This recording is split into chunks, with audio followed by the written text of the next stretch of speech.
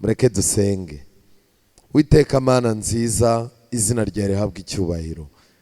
Mwuka wawe wera iyo akabakabye ku mitima yacu, duha agaciro ibyawe. Ijambo ryawe riradukabakaba tukumva turarikeneye, twarangiza tugatera intambwe tukirengagiza ibyari byitwa ko bidufitiye akamaro, kubera ko ijambo n'agakiza kawe bifite akamaro. Ni muri ubwo buryo abana bawe wabateje intambwe bagera mu nzu yawe. Ndakwinginze kugira ngo ubereke itandukaniro, babone yuko kuba umunsi umwe mu nzu yawe biruta iminsi 1000 hanze. Reka imitima nama yabo igirane nawe amasezerano adasanzwe. Reka kandi mu kiganza cyabo cyo kwizera bagira ikintu bapfumbata mu izina rya Yesu. Reka imigisha yawe no guhirwa bikomoka kuri wowe bihira ibiganza byabo n'icyo berekezaho amaboko kibatunga. Kandi umwuka wawe wera akomeza agenzura imitima yacu twese, kugira ngo ku musozo twumve tugukunze kandi tukwifuza, twumve twifuza guhindurwa nawe. Uduhe umugisha mu gihe turi mu nzu yawe, n'aba bashyitsi waduhaye ubaho umugisha. Tugiye kubumbura ibyanditswe byera, ntaba ari twe, izina rye rihabwe icyubahiro. Icyigisho cy'uyu mugoroba uzamura imitekerereze yacu, tubashe gushyikira ibyawe. Uturinde kumanura ubutumwa bwawe kugira ngo abantu babushyikire, ahubwo tuzamure twebwe kugira ngo dushyikire imvugo yawe.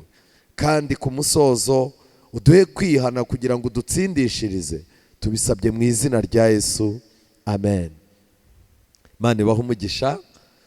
Tuze kubasaba mu kanya gatoya nidusoza turaza kujya hariya, hari impano, hari abasanzwe bahabwa ibyigisho, ariko namwe hari impano twabageneye, ubwo bishinzwe abe arimo kuzitegura.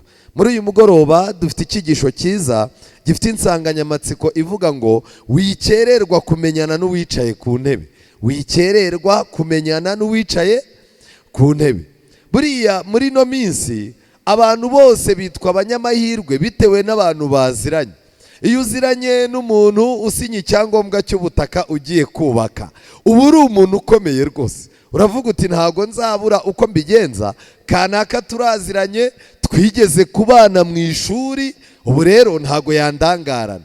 Iyo ugize amahirwe ukaba ufite ikibazo cy'uburwayi ukeneye kujya kuvurirwa hanze, ugasanga umuntu uteraho cyagikashe kugira ngo bakwemerere yuko leta izakuvuza muziranye, uhita uvuga uti buriya mu nshuti zose harimo inshuti imwe yangiriye iki akamaro. Umwanya namaze kugira ngo menyane n'uriya muntu ntiwapfuye ubusa.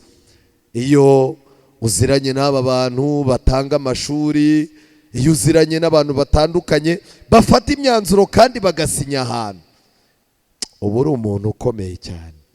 Ariko nagira ngo mbabwire inshuti zanjye, uyu munsi ku isi hari indi ntebe abantu bajyaho. Niba mureba neza i Roma, i Vatikani, bishoboka ko hashobora kuba hateretse intebe idasa n'izindi. Kubera iki? None se abanyapolitike bose, abaperezida bose, kuki bajyayo bakajyana n'abagore babo? Iyo ntebe iroroshyera. Intebe abakinnyi b'umupira b'abahanga bahaguruka bakagenda bose, bakagenda bakagira gutya kugira ngo babakore ku mutwe. Bishoboka ko ni Roma hari intebe itoroshye. Abantu, abavuga rikijyana, abanyempano, abanyamafaranga, aba bantu bafite amabanke akomeye ku isi, bose ujya kubona ukabona. Ejo bundi murabizi hari umugabo uherutse gukora ikintu cy'igipupe cy'ikigore ngo abagabo bazaza basambana nacyo bakakigura, witwa Elon Musk. Nararebye nsanga mu mwaka ushize nawe ngo ubwenge bwe bwa karemano afite, yaragiye ajya kubonana na papa, kubera ko ngo urwo rugendo rwari urugendo rufite agaciro gakomeye kuri we. Intebe iri i Roma nayo irakomeye. Ariko ku bantu tuzigana neza muri Bibiliya tuzamenya ngo intebe iri i Roma ninde wayihateretse kandi ishinzwe iki.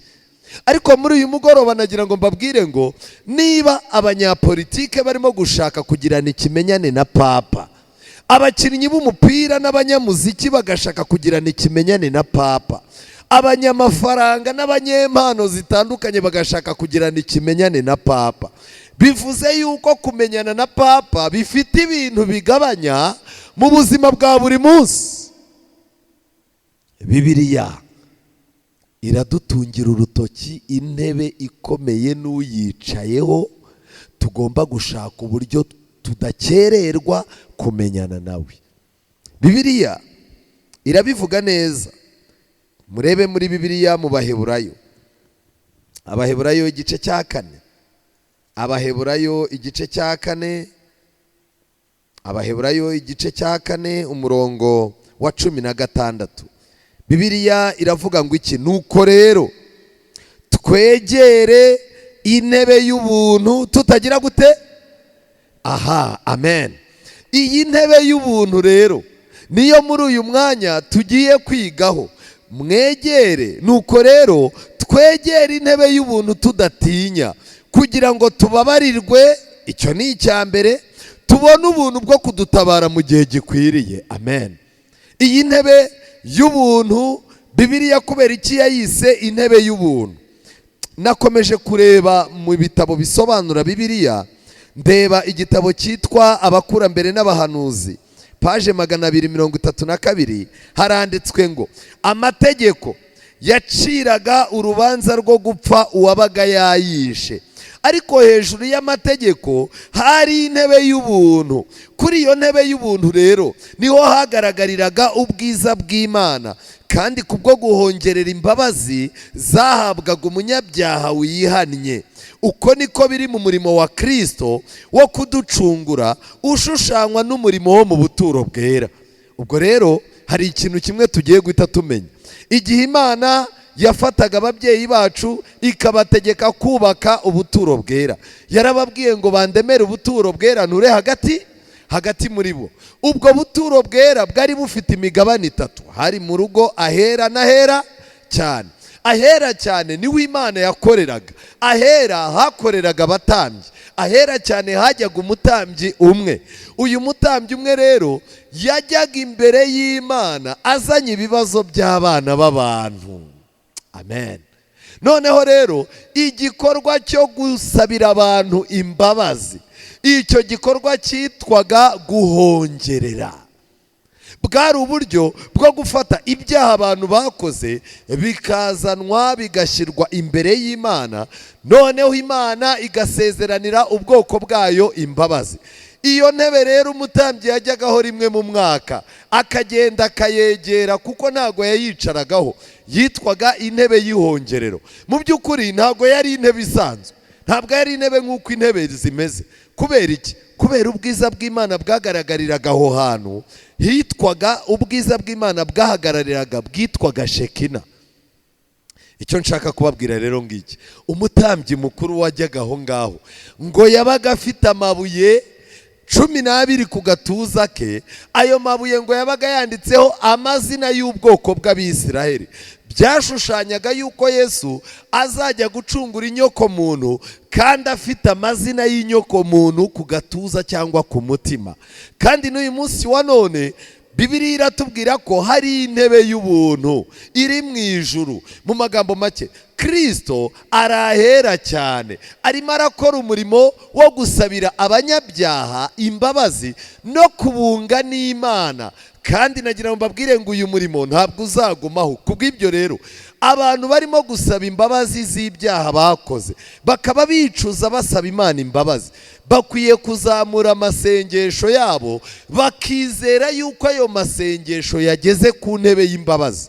Igihe cyo gusenga amasengesho akwamira mu kirere, icyo gihe cyararangiye. Igihe cyo gusinzirira mu masengesho, igihe cyo gushaka abandi bantu ngo bagutware bakuzamure, icyo gihe cyararangiye. Ubu Imana ikeneye buri wese ko azamura amasengesho ye. Iyi ntebe y'ubuntu muri icyo gitabo kuri paje 234 haranditswe ngo umutambyi mukuru yahongereraga Abisiraheli imbere y'intebe y'ubuntu, kandi Imana yavuganiraga nawe mu gicu cy'ubwiza. Pawulo ati ubwo tugoswe n'igicu cy'abahamya bangana gutyo, icyo nashaka kubabwira ngiki, muri uyu mugoroba turimo turareba intebe ifite ubushobozi bwo kubabarira, kubera yuko intebe ya penetensiya twabonye ko ejo nta muntu wababarirwa ibyaha mu buryo bwa penetensiya kandi bitaragenwe n'Imana. Abayobozi b'amadini batandukanye bafite intebe bicaramo bagaca imanza, bagafata imyanzuro ndetse bakizeza abantu amasezerano. Ariko intebe ya Kristo niyo abantu bagomba gutumbira. Iyi ntebe y'ubuntu kandi irakomeye cyane, ifitanye isano n'urubanza abantu bazacibwa. Kubera iki? Abantu bagomba gushaka ukuntu bababarirwa, nk'uko tubisoma mu Baheburayo 4:16 twabisomye. Nuko rero twegera intebe y'ubuntu tutagira gute? Tudatinya. Iryo jambo ryanditse ngo tudatinya ni muri ceha karongo. Kubera iki? Mu gihe Kristo akicaye ku ntebe y'ubuntu, Satani azatera abantu ubwoba bwo kwegera ya ntebe. Ariko mu gihe Kristo azaba yahagurutse, Satani nibwo azabwira abantu ngo noneho nimugende. Ariko ndagira ngo mbabaze abize amateka ya Bibiliya, ese Kristo namara guhaguruka ku ntebe y'ubuntu, ndashaka kubabaza ko aribwo abantu bazaba bahugutse ngo babonye umwanya hari icyo azaba agikoze? Ntacyo. Kubw'ibyo rero uyu munsi iturufu ikomeye Satani arimo gukoresha ni ugutera abantu gutinya kwegera intebe y'iki? Y'ubuntu. Nshuti zanjye, muri uyu mugoroba ijambo ry'Imana riratangaje. Iyi ntebe y'ubuntu ifitanye isano n'urubanza. Ndagira ngo muri uyu mugoroba twongere turebe ku kuri gukomeye kwirengagijwe n'abantu. Ariko ndagira ngo mbabaze, ubu ibi bintu mubona kakavuye abantu birirwamo ni ikimenyetso cyerekana yuko amadini yahisha abantu inyigisho y'isuzuma rubanza. Umuntu akicara akabazi yuko ibigo by'amashuri byigaho abantu bihaye Imana n'abatarihaye Imana harimo imyizerere itandukanye. Umuntu agahita avuga ngo arapanga kugaburira abanyeshuri bose ingurube. Ariko buriya muba muzi yuko ku munsi w'urubanza intege nkeya, ubujiji n'ikindi kintu nta mpamvu n'imwe izatangwa imbere y'Imana. Urebye ukuntu abagore bambara, urebye amanyanga abantu bakorera mu nsengero, uramutse urebye tekinike ubupagani bweze, ukareba ubutinganyi, ukareba ikinyabupfura gike cyashize mu bana, ukareba urugomo rw'insoresore ziniga abakecuru zibambura amatelefone, ukareba amanyanga, ukareba ubugome n'urugomo ruri mu muryango. Hari igihe wicara ukibaza ugasanga ikibazo gifitwe n'amadini kuko yibagije abantu yuko hari intebe abantu bagomba kwegera batagize gute? Badatinya kugira ngo bababarirwe, kuko abantu nta kintu kigomba kubakereza kubabarirwa ibyaha no gutandukana nabyo. Muri uyu mugoroba ndagira ngo twinjire kuri iri hame rya Bibiliya ryirengagijwe. Ushobora kuba mu idini runaka ukamara ukwezi batarakubwira yuko ijuru rikurikiranira hafi ibintu urimo gukora. Ibi nibyo bitwishe rero. Muri Bibiliya mu byakozwe n'intumwa, ibyakozwe n'intumwa 17:31, 17:31, Bibiliya mfite namwe mufite handitse ngo iki? Uyu Paulo yari arimo kwigisha muri Atenayi, abantu bisengeraga ibigirwamana bashatse. Paulo aragenda ajya impaka nabo n'ibiki byose. Umurongo wa 29 bariwe duheraho. Nuko rero ubwo turi urubyaro rw'Imana ntidukwiriye kwibwira yuko Imana isa n'izahabu cyangwa ifeza cyangwa ibuye cyangwa ikindi kibajwe n'ubukorikori bw'abantu n'ubwenge bwabo. Nuko rero iyo minsi yo kujijwa Imana yagize gute? Yarayirengagije, ariko none witegeka abantu bose bari hose kugira gute? Kwihana. Hari ibintu bitatu bivugwa muri iri somo. Icya mbere haravugwamo ubujiji, iminsi y'ubujiji. Icya kabiri hakavugwamo kwihana. Icya gatatu kivugwamo kiri ku murongo wa 31, kuko yashyizeho umunsi wo guciraho urubanza rw'ukuri rw'abari mu isi bo. hoya ndagira ngo mbabaze, harya n'abanyapolitike barimo mubo mw'isi bose? Yego. N'abanyamadini barimo, n'abatagira ikintu bitaho, batagira idini, batagira n'ikintu bitaho, bose Imana yashyizeho umunsi wo guciraho urubanza rw'ukuri rw'abari mw'isi bose, kandi izarucisha umuntu yatoranije, kandi ibyo yabihamirije abantu bose ubwo yagize gute? Yamuzuye. Urubanza rw'Imana ruzacibwa na Kristo, kuko we ntarya ruswa. Kubw'ibyo inyigisho y'urubanza ni inyigisho nziza. Urubanza nicyo kintu cya mbere gitanga umutuzo. Umuntu wese wakoze ibibi ariko yarangiza akababarirwa, uwo muntu akwiye kugira umutuzo cyane mu Mana. Ariko nanone Bibiliya iravuga ngo uhisha ibicumuro bye ntazagubwa neza. Ikintu gikomeye nagira ngo mbabwire ni iki ngiki. Imana mu gitabo nahoze nsoma cyitwa Intambara Ikomeye, paje 350, Intambara Ikomeye nto, nasomyemo amagambo avuga ngo Imana izagenzurana ubwitonzi urubanza rw'umuntu wese nkaho nta wundi muntu uri ku isi. Ayo magambo nayasomya ntera ubwoba. Imana nijya guca urubanza iziga dosiye ya buri muntu nkaho nta wundi muntu ugize gute? Uri ku isi. Kubera iki? Ndagira ngo mbabwire ngo urubanza rw'umuntu rukurikiranwa hatitaweho gurupe y'abantu agendana nabo. Ntabwo wakwicara ngo uvuge ngo ngewe Mana ibi binakoze ni Musoni wabinteraga. Musoni agomba kubazwa ibye nkaho yabaga ku isi ari wenyine, nawe ukabazwa ibyawe nkaho wabaye ku isi uri we wenyine.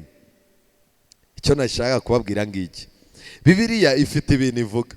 Murumva yuko iyo dutangiye kwiga ibigendanye n'urubanza, umutimanama uhita utangira kudushinja ibibi byacu. Ariko nagira ngo mbabwire, Bibiliya iravuga ngo imbabazi ziruta urubanza kandi zikarwishima hejuru. Kubw'ibyo rero abantu bakiriye imbabazi ziriboneka muri Yesu Kristo, abo bonyine nibo urubanza rudashobora gutera ubwoba. Hano muri Daniyeli igice cya 7 umurongo wa 9 nababwiye ngo iki ni icyumweru cya gihanuzi. Daniyeli igice cya 7 umurongo wa 9, Bibiliya iravuga ngo iki? Daniyeli igice cya 7 umurongo wa 9, abahageze tujyane. Hari abahageze? Daniyeli igice cya 7 umurongo wa 9, nkomeza kwitegereza kugeza aho bashyiriyeho intebe z'iki? Intebe z'ubwami, haza umukuru nyiribihe byose, arangije agira gute? Aricara. Imyambaro ye yeraga nka sheregi, kandi umusatsi we wasaga n'ubwoya bw'intama bwera. Intebe y'ubwami bwe yasaga n'ibirimi by'umuriro, kandi inziga zayo zagiraga gute? Yego, imbere ye hatembaga umuriro, uduhumbagiza baramukoreraga, kandi inzovu inshuro inzovu bari bamuhagaze imbere. Murabona hano hari imigabane ibiri. Hari abantu Bibiliya ivuze bakoreraga Imana, muranyumva neza? Ariko bavuze n'abandi bantu inzovu inshuro inzovu bamuhagaze hehe?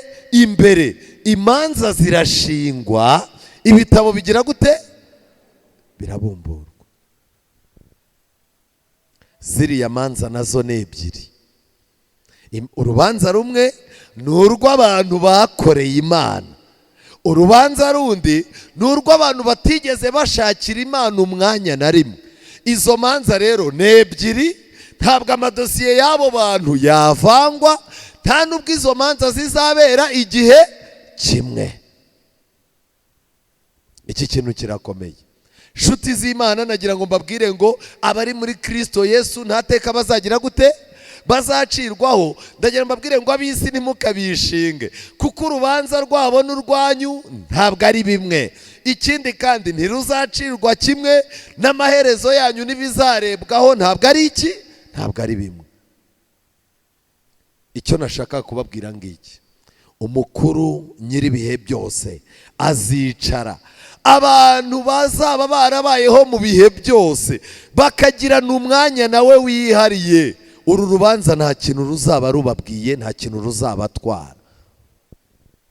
Ibanga ririhe rero? Ni ugushakira Imana umwanya kugira ngo umenyane nayo hakiri kare, aho kugira ngo uzamenyane nayo ku munsi usoza. Ariko icyo nakwifurizaga ni kimwe: shaka umwanya wo kumenyana n'Imana. Hari ibintu byantangaje cyane.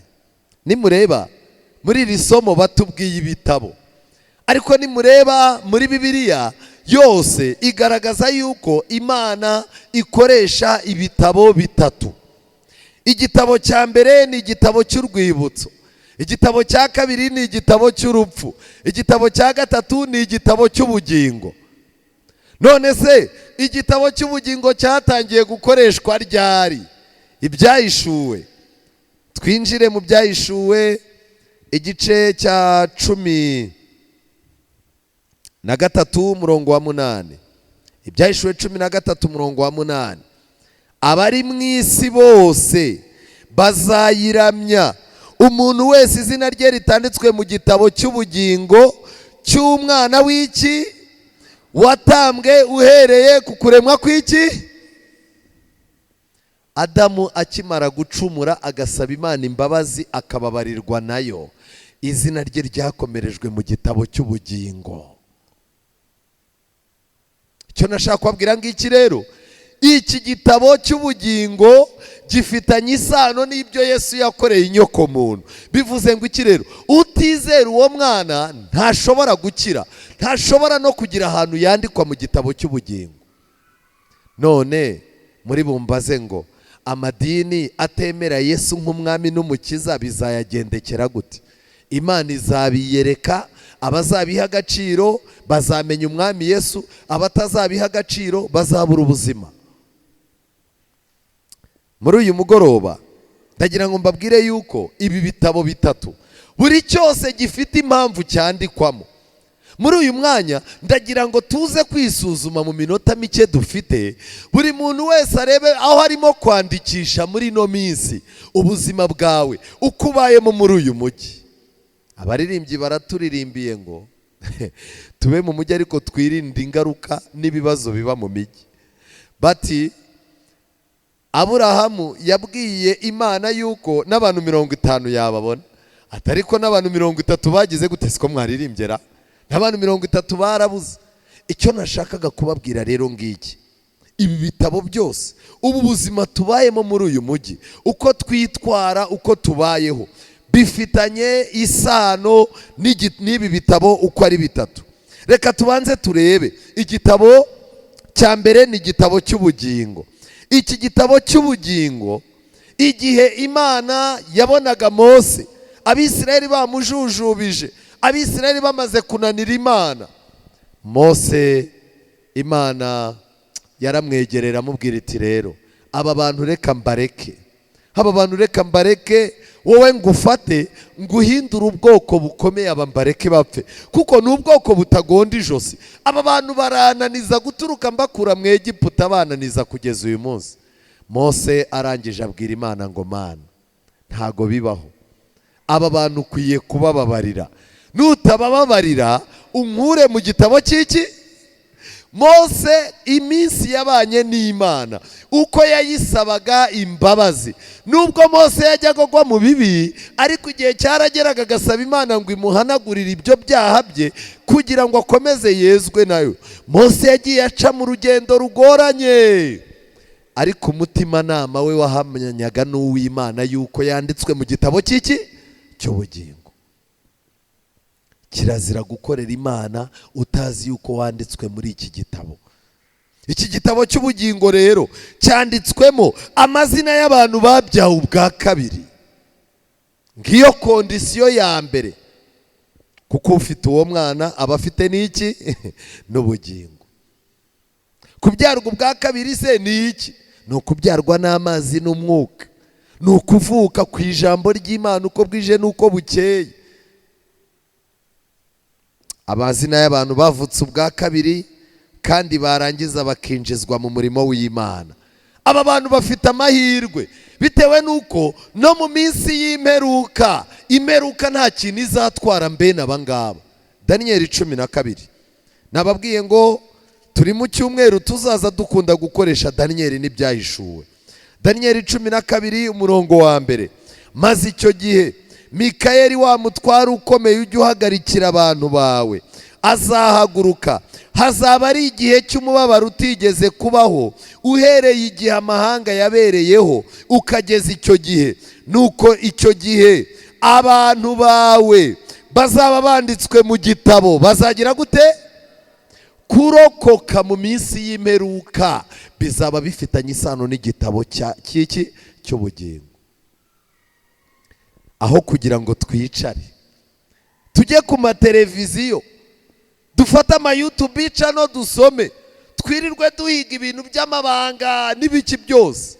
Ubu mwari muzi ko hari abantu bahora bacungana n'umubare wa 666 ngo bamenye buhanuza aho buva naho bujya, kandi amazina yabo atanditswe mu gitabo cy'iki cy'ubugingo. Mutekereza ko aba bantu bazarokoka? Ntibishoboka.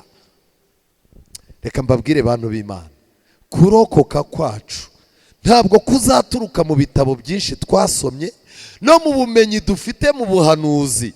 Kurokoka kwacu bifitanye isano gusa no kuba warabyaye ubwa kabiri, ukinjira mu murimo w'Imana, Kristo akandika izina ryawe mu gitabo cy'iki cy'ubugingo. Ibyo byonyine, abataraho nta kurokoka. Iyo ndebye ibi bintu rero bintera ubwoba, nkibaza ngo ko tukiri kure cyane. Iki gitabo cy'ubugingo kirakomeye cyane.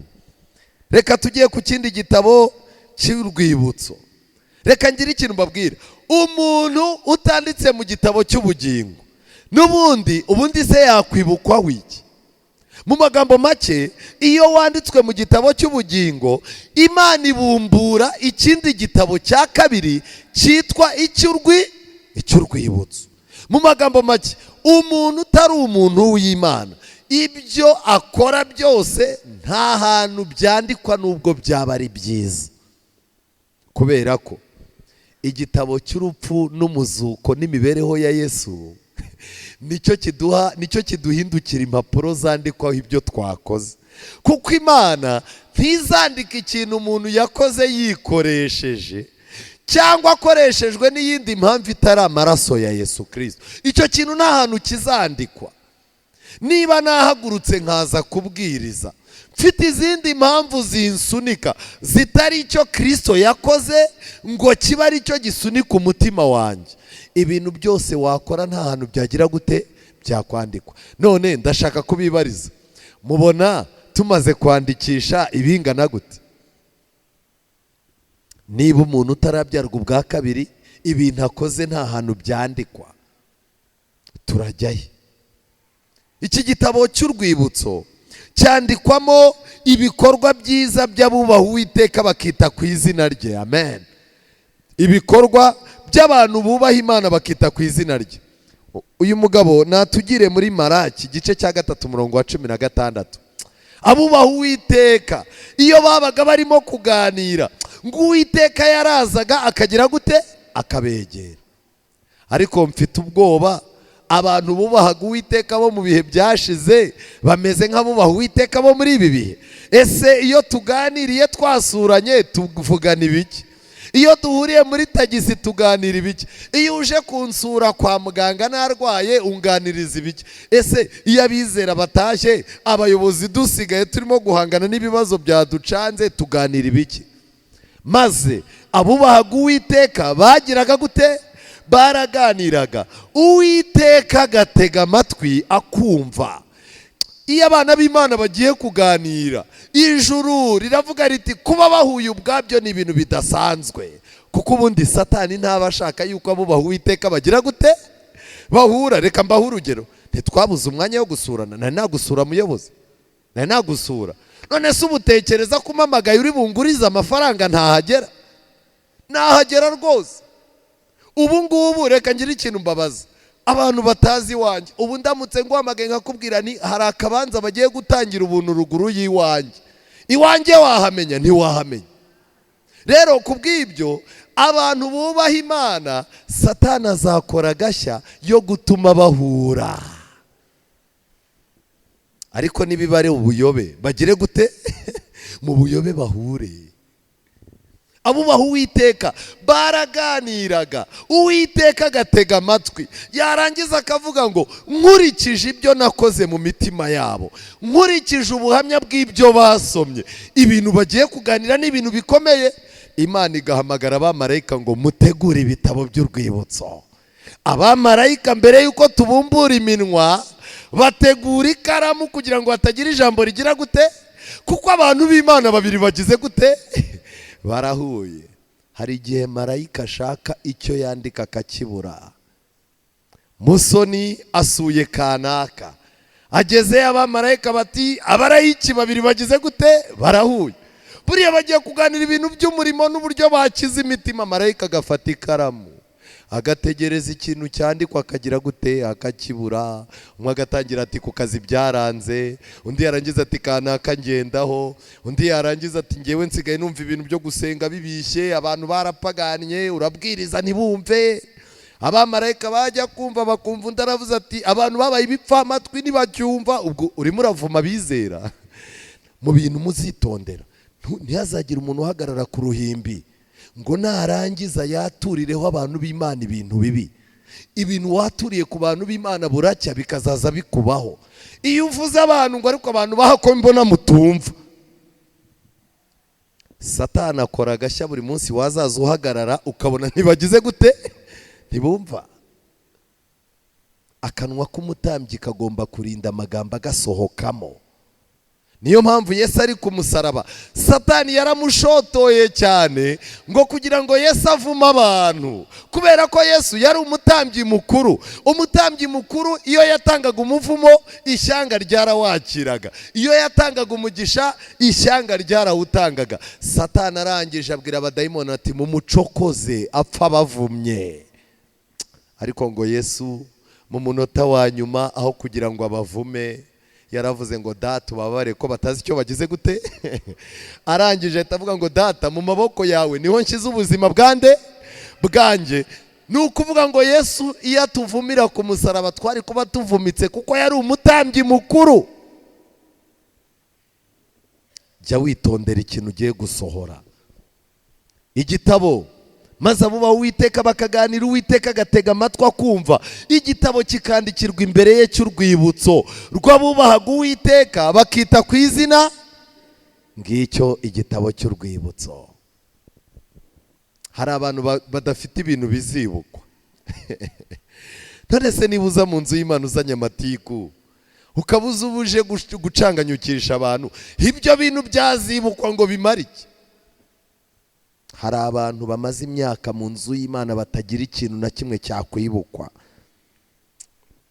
Muri iki gitabo, mu gitabo cy'intambara ikomeye, mu cyigisho cyitwa isuzuma rubanza, handitsweho yuko muri iki gitabo cy'urwibutso amagambo agaragaza kwizera abantu b'Imana bavuze yandikwamo. Kwa kundi ubona abantu bacitse intege, ndagira ngo mbabwire ngo amagambo Yosuwa na Kalebu bavuze, abantu bose barimo kurira, abatasi b'abacantege barimo kuvuga bati rwose Imana nayo irashaka kutwica nabi, uba ahantu irimo kutujyanira, abona tuzajyayo tukamara y'iki.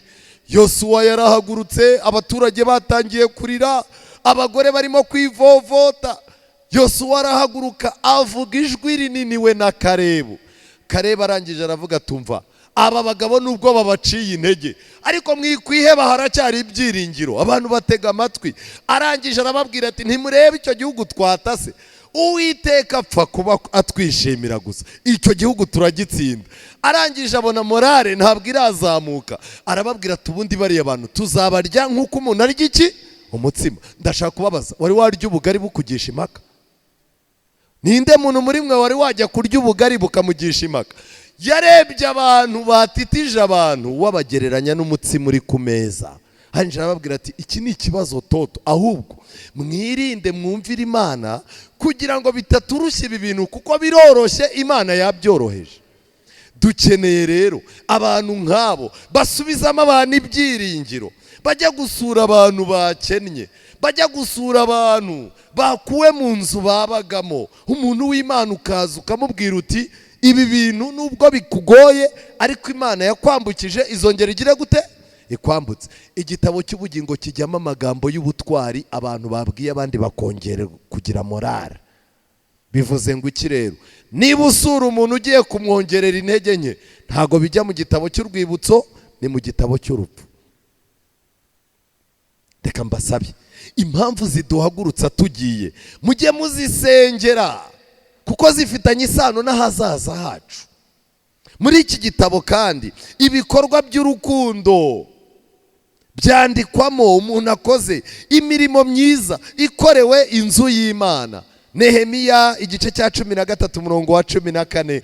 Nehemiya yarakoze arangije arwana intambara akarara amajoro. Nehemiya aravunika, yari afite abantu bamurwanya mu bwoko bw'Abisiraheli, akagira abantu bamurwanya b'abapagani, yarangiza akagira n'abantu bafatanyije umurimo bo ubwabo nabo bamurwanya.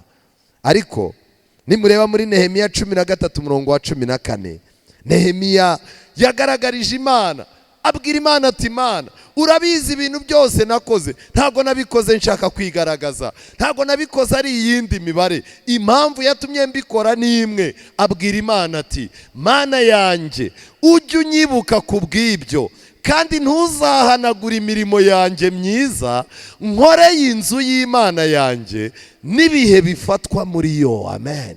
Yabwiye Imana arayibwira ati kandi na gahunda zibera muri iyo nzu yawe nagiye nzigiramo uruhare. Ibyo bintu Mwami Uwiteka ubikomereze mu gitabo. Igitabo yavugaga ni ikihe? Ni igitabo cy'urwibutso. Kubera iki imirimo isanzwe itandikwa mu gitabo cy'ubugingo? Nuko twakijijwe n'ubuntu kubwo kugira gute? Kubwo kwizera. Nta munsi n'umwe amaraso ya Yesu azafatanywa n'imirimo yacu ngo byitwa gakiza, nta munsi n'umwe. Ariko ni ikinyoma gikomeye kuvuga ko wakijijwe n'amaraso ya Yesu ntugire imirimo mu nzu y'Imana. Ni ikinyoma. Abantu benshi rero baraha twabaye nk'ingumba twabaye nk'ingumba zitabyara mu byo kwizera. Abandi twabaye nk'igiti wabaye ingumba nk'igiti cy'ibibabi gusa. Ese nta mwanya wasigiye Yesu ngo yinjiremo? Reka mbabwire mu gitabo cy'urwibutso ibindi bintu nahabonye byandikwamo. Handikwamo igishuko cyose umuntu yatsinze. Amen.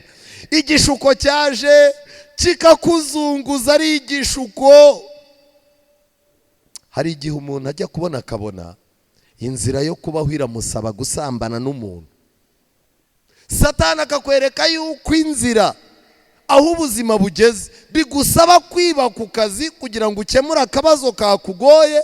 Satani akanakwereka ko nta yindi nzira, inzira zose zamaze guhagarara. Ariko ikintu nshimira Imana ngo iyo Satani akweretse ko inzira zose zarangiye, buriya ngo iruhande rwawe Imana iba yahashyize inzira igihumbi ziguhingutsa ku gisubizo zidaciye ku yo Satani akwereka. Ibi bintu birakomeye.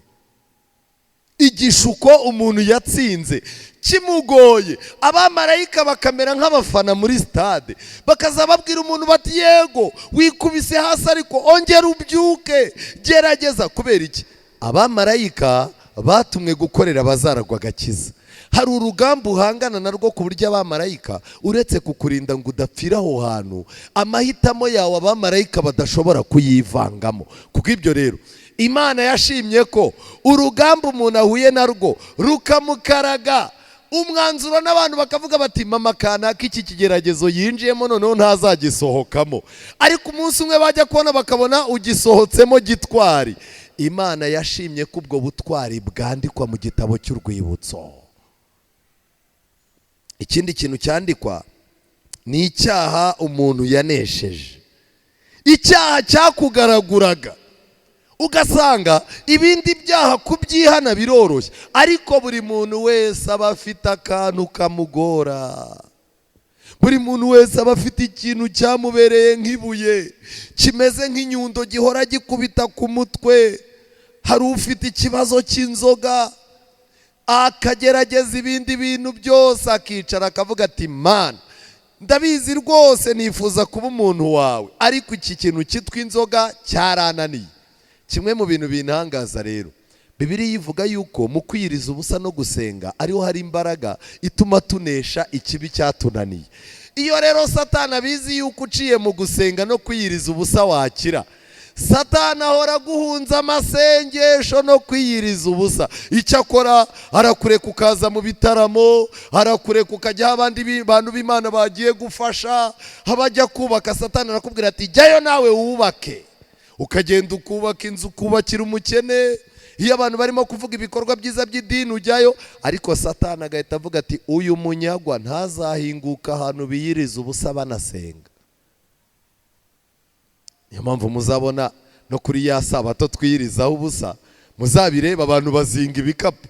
Biba bivuze ngo bari abantu nta cyaha cyabananiye bagize gute bafite, ibintu byose barabishoboye, nta cyaha cyabananiye kureka bafite. Ariko ndagira ngo nkumenere ibanga, niba uzi ko ufite icyaha cyakunaniye kukireka, inzira ni imwe, kwiyiriza ubusa no gusenga. Bidahari ntibishoboka kugikira.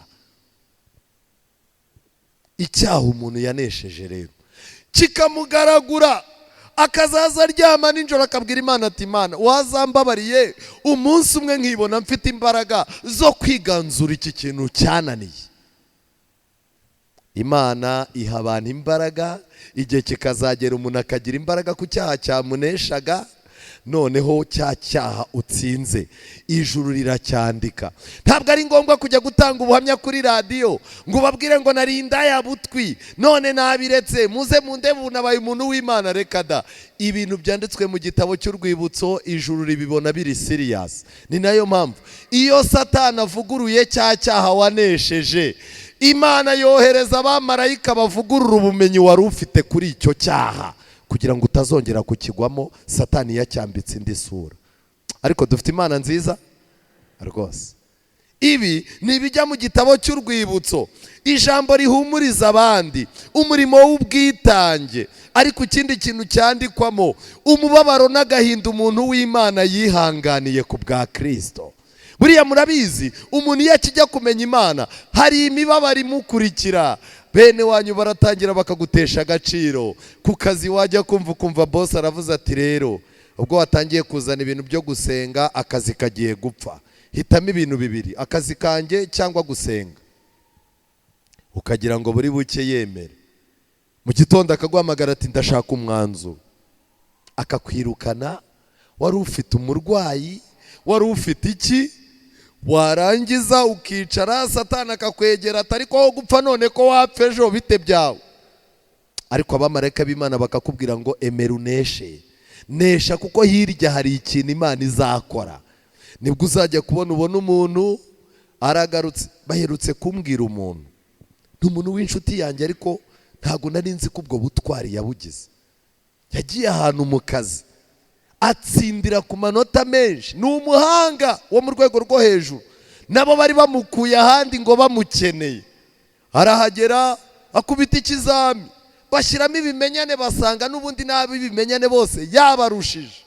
Ese ubwo umuntu ujya kugira amanota 90 wamurya amanota abandi bari muri 60 30. Arangije bahita bamubwira bati rero sinya. Baramurebye mu maso baramutinya. Buriya hari umuntu ureba ukabona ari buguhagame, usanzwe urya ruswa, usanzwe ucishamo abantu imyeyo, ariko avuga uti yarampagama. Baramurebye babona ari buhagame, baravuga bati tambuka.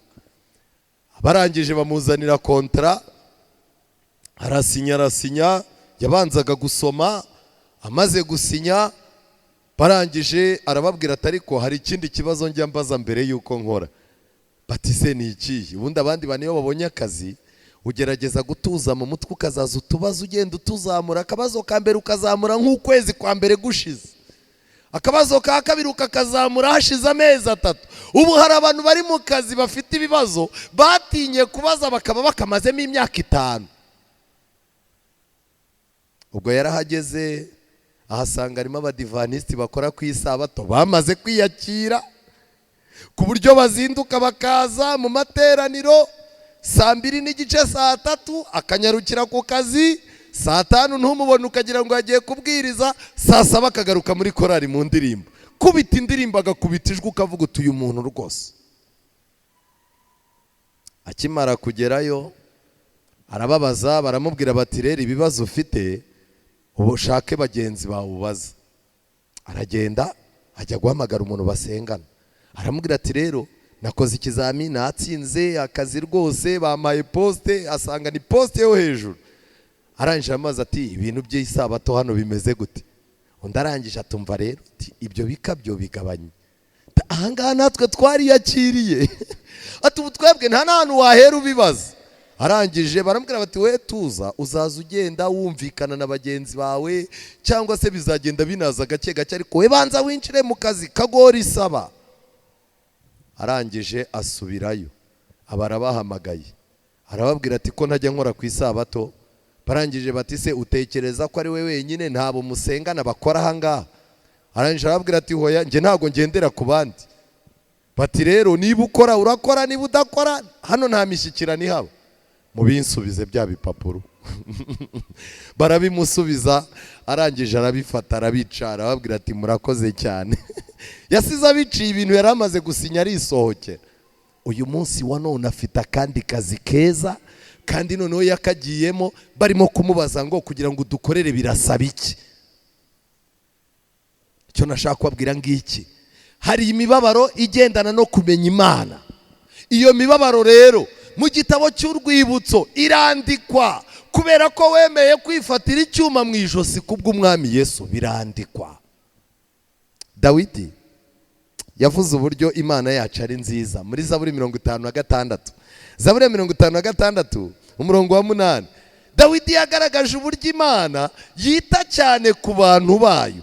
Imana yita ku bantu nubwo baba bari babi nka Dawidi, barangiza bakihana. Imana yita ku buzima bwabo kandi yarangiza ikabukurikirana. Zaburi 56 umurongo wa 8. Mbese gukiranirwa kwabo kuzabakirisha Mana, tsinda amahanga hasi n'umujinya wawe. Umurongo wa 9. Ubara kurorongotana kwanjye, ushyira amarira yanjye mu icupa ryawe.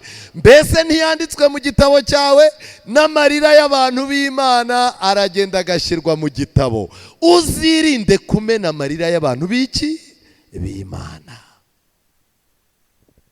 Uzirinde kumena amarira y'abantu b'Imana. Buriya niyo ubonye ameneka gutya, kubera ko nta hantu yajya kurega, wamuguze mu nzego z'ibanze, wamuguze ku murenge, amagambo n'ibyo yasomye ntibimwemerera kuza gutera induru nawe. Ufite ibihamya by'ibinyoma wakoze n'abagabo b'ibinyoma, warimo aricara akavuga ngo mu ijuru hari Imana yitegereza. Aya marira y'umuntu w'Imana ntameneka hasi. Iyo agiye kurira Imana itega icupa. Ku munsi usoza amateka y'isi, abantu bazabazwa amarira y'abantu b'Imana. Imana urayikinisha, uva hamwe werekezwa ahandi, uteshwa agaciro uva hamwe ujya ahandi. Uko kurorongotana Imana ishyiraho abamarayika babyandika. Ariko dufite Imana nziza ifite igitabo cy'iki cy'urwibutso. Ariko nagira ngo mbabwire, ibyo bintu nibyo byandikwa gusa, kandi byandikwa ku muntu wamaze kubyarwa ubwa kabiri. Umuntu utarabyarwa ubwa kabiri, imvune ze n'iminaniro ye byitwa imvune z'abahanzi. Ntimujya mubyumva babiririmba ngo imvune z'iki? Ngo izo ni imvune z'abahanzi. Umuntu akavuga ukuntu yavuye mu cyaro ababaye, yarangiza Kigali nayo ikamucanga, yarangiza agahita ashyiraho akajambo ngo izo ni imvune z'iki? Reka mbabwire, abantu badafite Imana bazicwa n'umunaniro udafite ahantu wakwandikwa. Ariko igitabo cya gatatu ni igitabo cy'urupfu. Iki gitabo cy'urupfu handikwamo ibyaha by'abantu. Nimureba neza muri Matayo 12 umurongo wa 36, Yesu yagaragaje yuko uburyo twitwara n'ibyaha dukora bifitanye isano n'umunsi usoza amateka y'isi w'urubanza. Ndabinginze abadamu turi kumwe nabo hano, ndabinginze nimurekure ijambo nk'abantu bazaribazwa. Ambara nk'umuntu uzabibazwa, itware nk'umuntu uzabibazwa. yobora umubiri wawe nk'umuntu uzabibazwa, fata imyanzuro nk'umuntu uzabibazwa, gira amahitamo nk'umuntu uzabibazwa. Nta kintu na kimwe no kunyeganyega kwacu tuzabazwa impamvu zatunyeganyeje. Matayo yanditse ngo iki? Kandi ndababwira yuko ijambo ry'imfabusa ryose abantu bavuga bazaribazwa ku munsi w'iki? Ngaho Yesu yahereye ku kintu cyoroshye, ijambo ry'iki? Ry'imfabusa. Muzi ijambo ry'imfabusa iri ntabwo ari igitutsi. Igitutsi kiri ukwaryo, ni rya jambo umuntu yicara akabwira undi ngo ugiye, agahita avuga ngo sinzi iyo ngiye ruguriye. Iryo ni ryo ryitwa imfabusa. Mu by'ukuri aho ugiye urahazi, kuko usize ubwiye umugore wawe ngo ngiye kwa Petero hano ruguru, ariko kubera ko ugeze ku muhanda umuntu akakubaza udashaka ko amenya ibyawe, sinzi iyo ngiye ruguriye. Iryo ryandikwa nk'imfabusa. None se kutashya urushye wiriwe, umva sinzi iyo niriwe, ayo ni amagambo y'amatakaragasi, amagambo abantu bavuga ngo batera urwenya bisekere. Ndagira mbabwire ngo uyu mwuka turekura tukavuga, uwababwira abantu bari muri CHK barimo kuhiga ngo bawukoreshe basige baraza abana babo. Wakubwira ababyeyi bari muri suwe hariya arimo kurwana n'agatuza ngo byibuze ijambo risohoke agira icyo abwira umwana warwaje. Kuvuga ni ikintu gikomeye. Muri iki gitabo cy'urupfu handitswemo iki? Ibintu abantu bagambirira mu rwihisho byandikwamo. Ijambo ryose ry'ibinyoma risohoka mu kanwa kacu ntabwo rijya mu gitabo cy'urwibutso, rijya mu gitabo cy'urupfu. Umurimo wose wo kwikanyiza, ibintu byose umuntu akora agendereye kwiyemera no kwigaragaza, haba mu rugo iwe, haba mu bintu by'abaturage, haba no mu nzu y'Imana. Ikintu cyose gituma umuntu ashaka kwigaragaza ngo yigire mwiza kandi ari mubi kirandikwa. Kandi ikintu gitangaje, mwamaze kubyumva yuko aho ibyawe byanditswe ari naho uburi, niho uburi rwose. Inshingano yose itarigeze yuzuzwa yandikwa mu gitabo cy'urupfu. Ubu dufite abagabo badashobora guhahira ingo zabo, n'abazihahiye bakazicyurira. Umugabo akagaburira urugo, yarangiza agataha agasanga abana barimo bararya, agatoya akagafata akawunga kakayitera umukuru, yarangiza agahita bareba mwabigoryi mwe, iyi ni imitsi yanjye muba murya. Ninde wakubwiye ko abantu barya imitsi yawe? Mu gitabo kimwe nasomye handitsemo yuko imitsima turya, amazi tunywa biri ku meza, ngo burya biriho umusaraba wa Kristo. Turira kuri fagitire ya Yesu. Rero hari igihe Yesu yicara agahereza Musoni akamubwira ati fata iyi kawunga uyinshyirire abantu banjye bari iwawe. Ni gute Musoni uzagera mu rugo kawunga Imana yaguhaye ngo uhe abantu bayo ukayita iyawe? Wowe bantu barya imitsi yawe urinde se? Ariko reka ngire ikintu mbabaza, abagabo bari ahangaha ntago mujya murwara ukanaremba ariko ukabona mu rugo baracyarya ufite umugore udakora? None se baba barya imitsi yandi? Kambabwire abantu muzi ko abantu barimo kurya imitsi yanyu, Kigali izabatamaza. Mu minsi iri imbere tuzavumbura yuko ibanga dutunzwe n'Imana. Inshingano itujujwe. Umuntu warahiriye agafata ibendera akajya kuba umugore, yagera mu rugo akabyara, ariko kuba umumama mu mutwe bikanga, kuba umugore mu rugo bikanga, agakomeza gushaka kuba umuniga. Mu gitabo cy'urupfu byanditsemo. Umuntu agashaka akarahirira kuba umuyobozi mu itorero, ariko ugasanga ibintu by'itorero nta mwanya bibonera. Ndabinginze musabe Imana ibintu twarahiriye tujye igiduha imbaraga zo kubikora. Ikindi kintu cyandikwa mu gitabo cy'urupfu, icyaha cyose gikorerwa mu rwihisho. Imana irabizi yuko icyaha gikorerwa mu rwihisho gitwara imbaraga n'ubushobozi n'ubutunzi n'ubunyangamugayo. Umuntu iyo agiye gukora icyaha yihishe, birabanza bikamusaba guhimba amayeri yo kugira ngo batamumenya. Icyaha cy'ahantu hihishe gitwara imbaraga z'umubiri, kigatwara imbaraga z'ubwenge, cyarangiza kigatwara n'ubunyangamugayo, kuko ahantu hihishe iyo uhageze uricara kubera ko wajya gutinya amaso y'abantu ugahita uvuga uti hano nta muntu uri bugire gute, nta muntu uri buhagere. Ukora ibyaha biruta ibyo wajya gukoreraho abantu bari. Imana yateganyije ko inzira umuntu yaciyemo ajya gukora icyaha yihishe, imigambi yari afite n'imipango ye yose byandikwa mu gitabo cy'urupfu. Ndagira ngo mbabaze, murabona twanditsweho ibintu bingana gute? Mu gitabo cy'urupfu handikwaho imiburo no gucyaha byirengagijwe. Imiburo ni iyihe? Ubu buryo turimo kubwiriza, ubaye amagambo ndimo kuvuga, nanjye ubwanjye nzayabazwa. Niba nzayabazwa ari njye wayavuze, rero woweho uzayabazwa byikubye kabiri, kuko uyu ni umuburo w'ijambo ry'Imana. Imiburo y'ijambo ry'Imana no gucyahwa. Ujya kubona ukabona umumama araje arakwegera akubwira ati ariko mama wagerageje ukagerageza kwiyubaha, ko hano ku rusengero abantu bose wabacanze, wagerageje ukagira ikinyabupfura.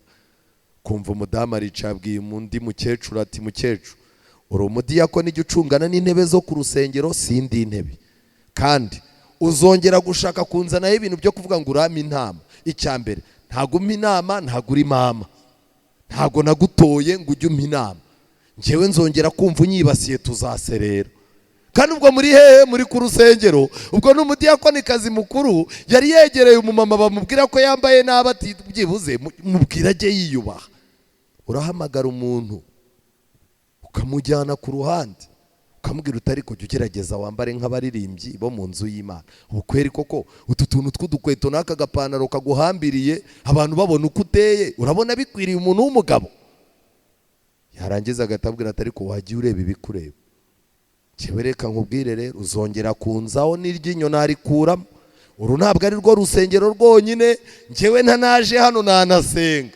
Niko uzajya kubona ubona umukuru w'itorero avuyeyo yakonje, cyo kubona ubona umuririmbyi rwose arakeye, neje aragarutse. Iyo ahuye n'abandi ahita ababwira ati kanaka yansimbukiye ariko namwiyamye ntazongera. Reka mbabwire, gucyahwa duhabwa n'abantu b'Imana bacishije bugufi tukabisuzugura, gucyahwa duhabwa n'umutimanama tukabisuzugura, byandikwa mu gitabo cy'urupfu yuko wananiye Imana. Ikindi kintu gikomeye nasomye, igihe cyapfushijwe ubusa, igihe cyakoreshejwe nabi, imbaraga Imana yahaye umuntu zigakoreshwa nabi, ibi bintu byose umuntu azabibazwa. Mu gitabo cy'umugenzi, umugabo umwe yarabyutse, Mukristo, yagiye ahantu kwa musobanuzi, muze kureba page ya 35 y'icyo gitabo abagifite, volume ya mbere.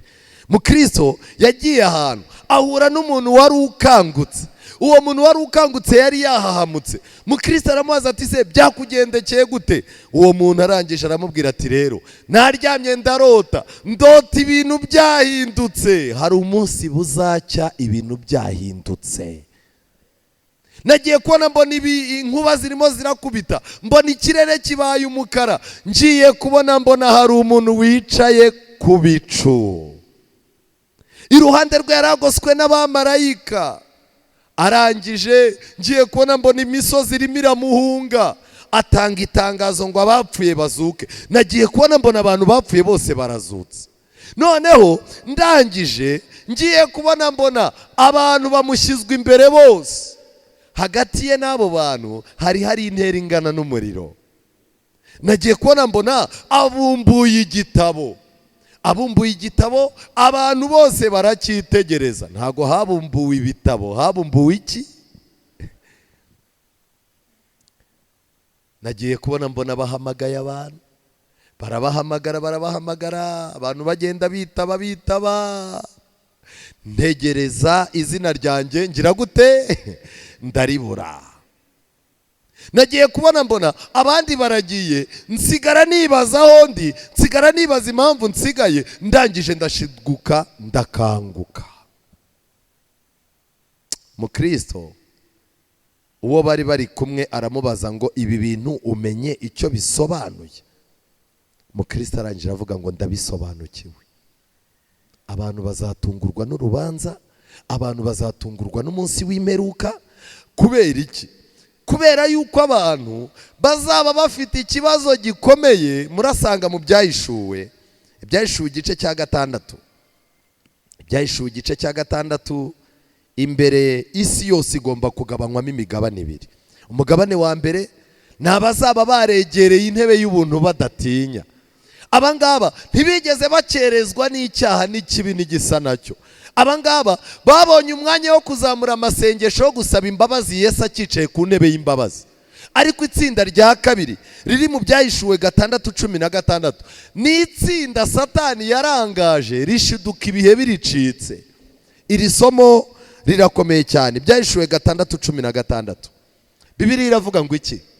Babwira imisozi n'ibitare bati, nimutugweho muduhisha amaso yiyicaye kuri iriya ntebe n'umujinya w'umwana w'iki? W'intama. Urukundo Yesu afite uyu munsi wa none abantu barimo gusuzugura. Ku munsi usoza amateka y'isi, abantu bazitegereza urwo rukundo rwabaye umujinya. Kwinginga kwa Mwuka Wera Imana irimo gukora uyu munsi bizarangira ibintu bimeze kuriya. Abantu batarimo gushaka mu maso h'Imana uyu munsi bazagira ikibazo. Nibo bazabwira imisozi ngo nigire gute? Nibagwire.